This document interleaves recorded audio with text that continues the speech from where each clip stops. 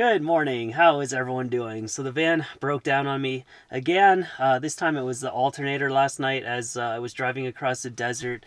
The voltage just started dropping on me, and all I could do was limp down this dirt road to spend the night and try and figure things out. I've got a AGM deep cycle starter battery, so I recharged it using my house battery. It's all topped up once again, and now this morning the plan is to try and reach an RV park about 25 minutes from here, and just wait until a new alternator arrives in the mail and I can get on the move again.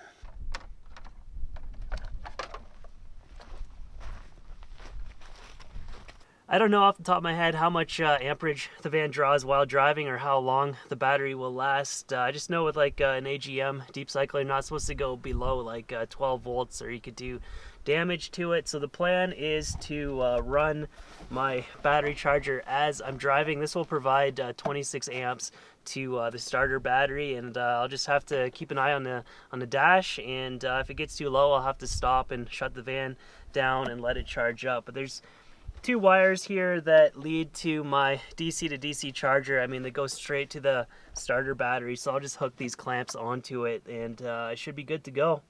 Of course, yeah, I don't want these two wires to like touch as they're jiggling around as I'm driving. It'll just like blow a fuse under the hood and I'd be out of luck with this idea, so I'll try to clamp them down.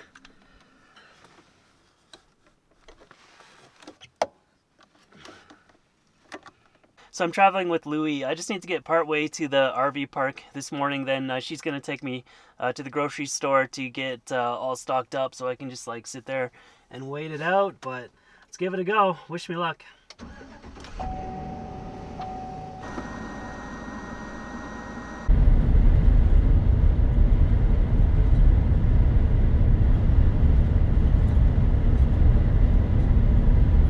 So far so good. Everything is going according to plan. This is kind of a neat way to self-rescue when your alternator isn't working, but Louie's waiting for me. She's going to take me to the grocery store, then I'll finish up the drive to the RV park later today.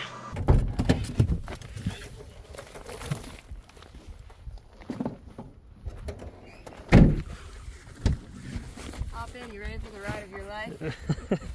So the plan has suddenly changed once again because I got an email from the alternator company, and it's going to take them 2 weeks to build me a new one, and I don't want to be based out in the middle of nowhere for that long, so we're headed back to my van and we have to decide what to do from there.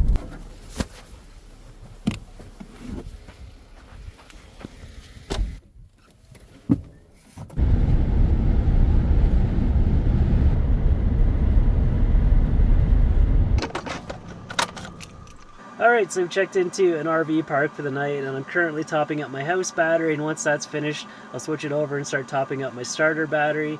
But it seemed like it was a losing battle just sending 26 amps to the starter battery. Once I got here it seemed like it was starting to get pretty low. And it's about an hour and a half drive to the next RV park, so I haven't figured out how that's going to work yet. I'm wondering maybe if I switch over to my DC to DC charger, just reverse it, turn it around, then I can send 60 amps to the starter battery. That might be what I need to do to make this happen, but I'll think it over.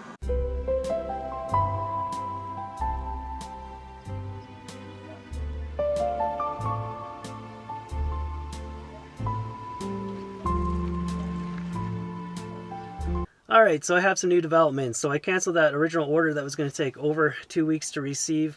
I don't even know what I'd do with myself for that long, being stuck in one area, to be honest, but turns out this area is actually kind of underrated. There's a lot of interesting stuff around here that I would like to see at some point, but yeah, I canceled that original order because I found another online retailer that had the alternator in stock that I needed and within the state, and I'm supposed to receive it today, which is great, so I should be back on the road shortly, providing I actually diagnose this problem correctly. But yeah, I've been on a roll lately with this van and having breakdowns.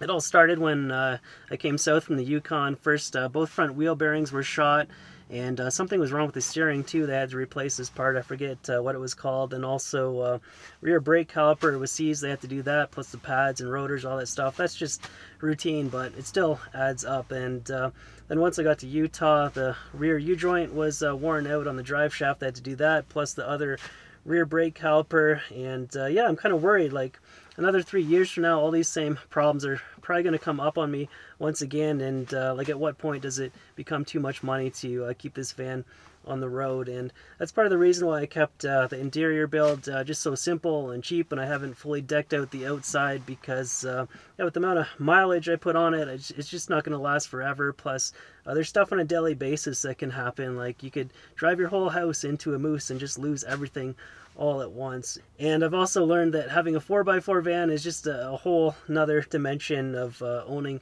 a money pit, so there's also that. But I do admire like the luxury van builds. I wish I could have one, but for me it's just too much of a gamble.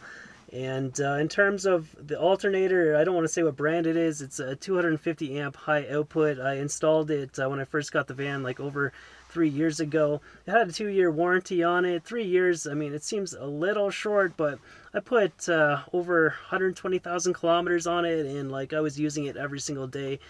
I was pushing 60 amps out of it with my DC to DC charger, so I mean, I put it to work, so maybe it just is what it is. And I'll send this old one in to be rebuilt, so I have it on hand. I was kind of thinking maybe I should like jump up to the 300 amp model or whatever, but maybe in the long run it'll just cost me more money, because it'll probably put more drag on the engine and cost me in fuel. And it also has like a smaller pulley on it, so I'd have to like run around and try to find a smaller drive belt as well. But I have nothing to do today. I'm just like waiting around for the alternator to arrive here at the RV park. I know from like past experience it's not a good idea to take out the old part until you actually have the new part in hand, but yeah, I'm bored, I have nothing to do, so I think I'm just gonna get to work pulling that old one out now. Yeah, I remember installing this alternator. It was the middle of winter in Calgary. I did it in a parking lot of a sports field, and the hardest part was putting the drive belt back on, because while pulling the tensioner you have to slip it back around all the pulleys. It was very difficult to do alone. Louie said she'd be back later on today, so hopefully she can help me with that part.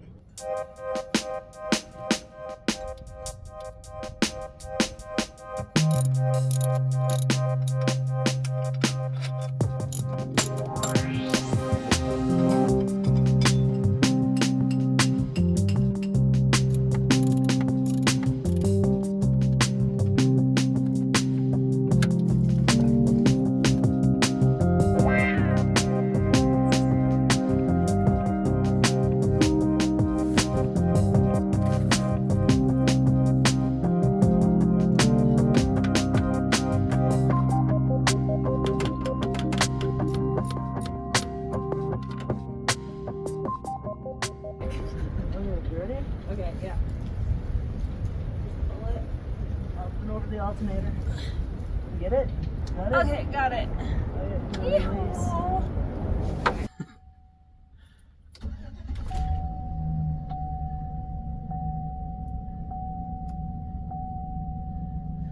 Woohoo! We're fixed. Okay, I'm glad that works. Well, that's amazing. I thought I was going to be out of business for a couple weeks, but within 3 nights at an RV park, we're all fixed up, ready to roll once again. Really helped having Louie here to slip the belt over the alternator as I cranked the tensioner. It felt like it took hours to do that last time, but it was all done within 5 minutes. The hardest part this time was trying to squeeze the new alternator into the bracket. There's these little metal shims that you have to nudge out, and I don't have the right tool to do it, so it was kind of awkward to get that done. But yeah, looking at the condition of the old alternator, it looked like it was sitting in a swamp for like over a decade, so probably all these dusty roads that I'm driving down had a large factor in how quickly it aged. But before this all happened, I was planning on heading to the mountains for an overnighter in the snow, so hopefully I can carry on with that plan now, and I'll see you there. Thanks for coming along on this misadventure. Hope everyone is doing good, and I will see you in the next one.